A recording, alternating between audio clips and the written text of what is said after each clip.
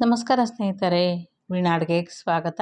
ಮನೆಯಲ್ಲೇ ತುಂಬ ಸುಲಭವಾಗಿ ಸಿಹಿ ತಿನ್ನಬೇಕು ಅಂತ ಅನಿಸಿದ್ರೆ ಅರ್ಧ ಲೀಟ್ರ್ ಹಾಲಿನಿಂದ ಕಲಾಕಂದನ್ನ ಮಾಡ್ಕೊಳ್ಬೋದು. ಮಿಲ್ಕ್ ಕೇಕ್ ಅಂತಲೂ ಕರೀತಾರೆ. ತುಂಬ ಚೆನ್ನಾಗಿರುತ್ತೆ, ತುಂಬ ಟೇಸ್ಟ್ ಆದ ರೆಸಿಪಿ. ಹೇಗೆ ಮಾಡೋದು ಅಂತ ನೋಡೋಣ ಬನ್ನಿ. ಅದಕ್ಕಿಂತ ಮೊದಲು ವೀಣಾ ಅಡುಗೆ ಚಾನಲ್ನ ಪ್ಲೀಸ್ ಸಬ್ಸ್ಕ್ರೈಬ್ ಮಾಡ್ಕೊಳ್ಳಿ, ಹಾಗೆ ಬೆಲ್ ಬಟನ್ನ ಕ್ಲಿಕ್ ಮಾಡಿ. ಮೊದಲಿಗೆ ಗ್ಯಾಸ್ ಆನ್ ಮಾಡಿ ನಾನು ಒಂದು ಬಾಣಲೆ ಇಟ್ಟಿದ್ದೀನಿ. ಅರ್ಧ ಲೋಟದಷ್ಟು ನೀರನ್ನ ಹಾಕಿದ್ದೀನಿ. ನಾನಿಲ್ಲಿ ಸಮೃದ್ಧಿ ಹಾಲನ್ನ ಅರ್ಧ ಲೀಟ್ರಷ್ಟು ಹಾಕ್ಕೊಳ್ತಾ ಇದ್ದೀನಿ.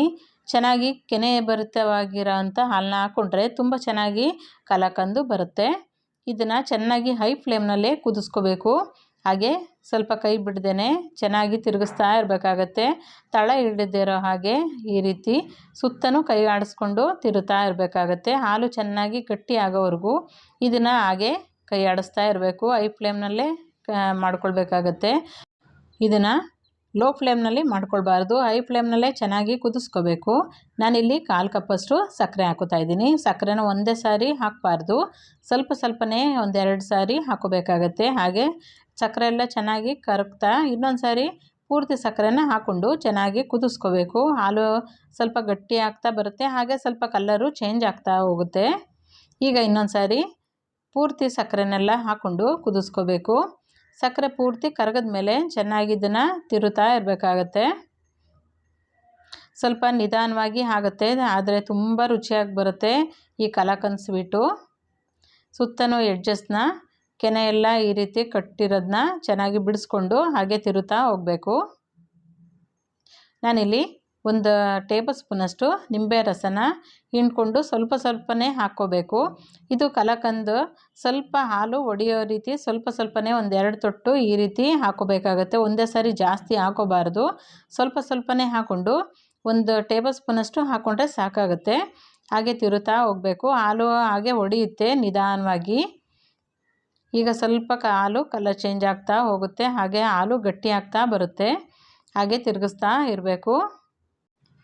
ಈಗ ಇನ್ನೊಂದು ಸ್ವಲ್ಪ ನಿಂಬೆ ರಸನ ಸ್ವಲ್ಪನೇ ಹಾಕ್ಕೊಂಡು ಹಾಗೆ ತಿರುತ್ತಾ ಹೋಗಬೇಕು.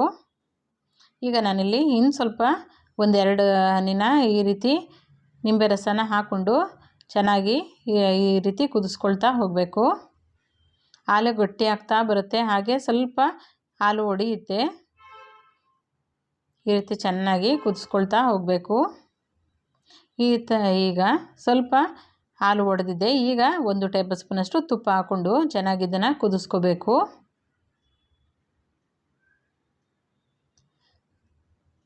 ಈ ರೀತಿ ಎಲ್ಲನೂ ಚೆನ್ನಾಗಿ ಕೈ ಆಡಿಸ್ತಾ ಮಿಕ್ಸ್ ಮಾಡ್ಕೊಳ್ತಾ ಹೋಗಬೇಕು. ಈಗ ಇನ್ನೊಂದು ಟೇಬಲ್ ಸ್ಪೂನಷ್ಟು ತುಪ್ಪ ಹಾಕ್ತಾಯಿದ್ದೀನಿ. ಈಗ ಹಾಲು ಸ್ವಲ್ಪ ಕಲರ್ ಚೇಂಜ್ ಆಗ್ತಾ ಬರುತ್ತೆ. ಈಗ ಇನ್ನೊಂದು ಸಲ ಚೆನ್ನಾಗಿ ಕುದಿಸ್ಕೊಂಡು ಹಾಗೆ ಗಟ್ಟಿ ಆಗ್ತಾ ಬರುತ್ತೆ, ಹಾಗೆ ಕೈ ಆಡಿಸ್ತಾ ಹೋಗಬೇಕು. ಈಗ ಗಟ್ಟಿ ಆಗ್ತಾ ಬರುತ್ತೆ, ಇನ್ನೊಂದು ಸ್ವಲ್ಪ ಕುದಿಸ್ಕೋಬೇಕಾಗತ್ತೆ. ಒಳ್ಳೆ ಕಲರ್ ಬಂದಿದೆ. ಎಲ್ಲನೂ ಚೆನ್ನಾಗಿ ಇದನ್ನು ಒಂದು ಸಲ ಮಿಕ್ಸ್ ಮಾಡ್ಕೊಳ್ತಾ ಹೋಗಬೇಕಾಗತ್ತೆ. ಇನ್ನೊಂದು ಸ್ವಲ್ಪ ಹೊತ್ತು ಕುದಿಸ್ಕೊಂಡ್ರೆ ಸಾಕಾಗುತ್ತೆ. ಈಗ ನಾನಿಲ್ಲಿ ಒಂದು ಪಾತ್ರೆ ತೊಗೊಂಡಿದ್ದೀನಿ. ಯಾವುದಾದ್ರೂ ಒಂದು ಟ್ರೇನ ತೊಗೋಬೋದು. ಇದಕ್ಕೆ ಸ್ವಲ್ಪ ತುಪ್ಪ ಎಲ್ಲ ಸವರ್ಕೊಂಡು ರೆಡಿ ಮಾಡಿ ಇಟ್ಕೋಬೇಕು. ಯಾವುದಾದ್ರೂ ನೀವು ಕ್ಯಾರಿಯರ್ ಬಾಕ್ಸ್ನ ತೊಗೊಳ್ಬೋದು. ಈಗ ಇದನ್ನು ಚೆನ್ನಾಗೆಲ್ಲ ಒಂದು ಸಲ ಮಿಕ್ಸ್ ಮಾಡ್ಕೊಂಡಾದ್ಮೇಲೆ ಇದು ರೆಡಿ ಆಗಿದೆ. ಈಗ ಆ ಪಾತ್ರೆಗೆಲ್ಲ ಈ ರೀತಿ ಸುರ್ಕೊಂಬಿಡೋಣ. ಪೂರ್ತಿ ಎಲ್ಲ ಸಮ ಮಾಡಿಕೊಂಡು ಇದಕ್ಕೆ ಒಂದು ತಟ್ಟೆ ಮುಚ್ಚಿ ಒಂದು 3-4 ಅವರು ಪೂರ್ತಿ ತಣ್ಣಗಾಗೋವ್ರಿಗೆ ಬಿಡಬೇಕು. ಪೂರ್ತಿ ಕಲರ್ ಚೇಂಜ್ ಆಗುತ್ತೆ, ಇದು ತುಂಬ ಚೆನ್ನಾಗಿರುತ್ತೆ. ಈಗ ಇದನ್ನು ಪೂರ್ತಿ ತಣ್ಣಗಾಗೋಕ್ಕೆ ಬಿಟ್ಬಿಡೋಣ. ನಾನಿಲ್ಲಿ ಒಂದು ಟವಲ್ ಸಹಾಯದಿಂದ ಈ ರೀತಿ ಮುಚ್ಚುತ್ತಾ ಇದ್ದೀನಿ. ಹೊರಗೆಲ್ಲ ತಣ್ಣಗಾಗಬಾರ್ದು ಅಂತ ಅಂದ್ಬಿಟ್ಟು ಹಾಗೆ ಒಳ್ಳೆ ಕಲರ್ ಬರುತ್ತೆ, ಮೈಸೂರು ಪಾಕ್ ರೀತಿ. ಇದನ್ನು ಪೂರ್ತಿ ತಣ್ಣಗಾದ್ಮೇಲೆ ಕಟ್ ಮಾಡ್ಕೊಳ್ಬೇಕು. ನಾನಿಲ್ಲಿ ಪೂರ್ತಿ ತಣ್ಣಗಾದ್ಮೇಲೆ ಕಟ್ ಮಾಡಿದ್ದೀನಿ. ತುಂಬ ಟೇಸ್ಟಾಗಿತ್ತು, ಸಖತ್ ಟೇಸ್ಟಾಗಿರುತ್ತೆ. ಇದು ಹಬ್ಬಗಳಲ್ಲಿ ಮಾಡ್ಕೋಬೋದು. ತುಂಬ ಈಸಿ ಮೆಥಡ್ ಅಂತಲೇ ಹೇಳ್ಬೋದು. ಅರ್ಧ ಲೀಟ್ರ್ ಹಾಲಿನಿಂದ ಸಿಹಿ ತಿನ್ನಬೇಕು ಅಂತ ಅನಿಸಿದ್ರೆ ಈ ರೀತಿ ಒಂದು ಸಲ ಟ್ರೈ ಮಾಡಿ ಸ್ನೇಹಿತರೆ. ಬೇಕ್ರಿಯಲ್ಲೆಲ್ಲ ಸಿಗುವಂಥ ಕಲಾಕಂದು ಮನೆಯಲ್ಲೇ ತುಂಬ ಸುಲಭವಾಗಿ ಅರ್ಧ ಲೀಟರ್ ಹಾಲಿನಿಂದ ಮಾಡ್ಕೋಬೋದು. ತುಂಬಾ ಟೇಸ್ಟಾಗಿರುತ್ತೆ. ಒಂದು ಸಲ ಟ್ರೈ ಮಾಡಿ ಸ್ನೇಹಿತರೆ. ಈ ರೆಸಿಪಿನ ಇಷ್ಟ ಆಗಿದ್ರೆ ಲೈಕ್ ಮಾಡಿ, ಶೇರ್ ಮಾಡಿ, ಕಮೆಂಟ್ ಮಾಡಿ. ಹಾಗೆ ಹೊಸಬ್ರು ಯಾರು ನೋಡ್ತಾ ಇದ್ದರೆ ದಯವಿಟ್ಟು ಸಬ್ಸ್ಕ್ರೈಬ್ ಮಾಡ್ಕೊಂಡು ನೋಡಿ. ಹಾಗೆ ನೀವು ಮಾಡಿ ಹೇಗಿತ್ತು ಅಂತ ಅನಿಸಿಕೆ ಅಭಿಪ್ರಾಯಗಳನ್ನ ಕಮೆಂಟ್ ಮೂಲಕ ತಿಳಿಸಿ. ಮತ್ತಷ್ಟು ಈಸಿ ರೆಸಿಪಿಗೋಸ್ಕರ ವೀಣಾ ಅಡುಗೆ ಚಾನಲ್ನ ಪ್ಲೀಸ್ ಸಬ್ಸ್ಕ್ರೈಬ್ ಮಾಡ್ಕೊಳ್ಳಿ. Thank you.